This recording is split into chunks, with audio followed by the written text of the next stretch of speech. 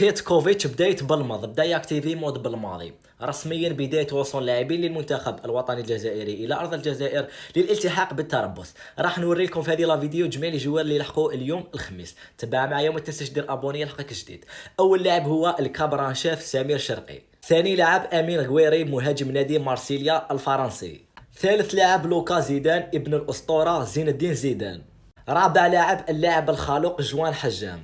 خامس لاعب عيسى مندي شبهلي. سادس لاعب فارس جيت جيمس. والسابع بكيليان بن عزوق اللي راهو منا الى شفتو. هذا هو كيليان بن عزوق الحارس اللي في عمره حوالي 19 سنه فقط. هاو في صورة أخرى واضحة. الثامن لاعب اللي ظل من دارهم هارب نبيل بن طالب.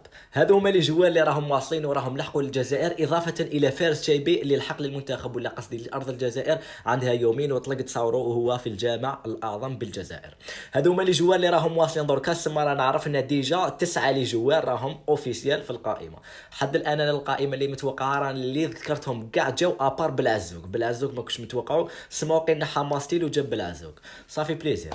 المهم كاش تصاور ولا كاش لي فيديو راح نبارطاجيو معاكم، وما تنساش دير ابوني لحقت لهنا مالكش دير ابوني. سلام.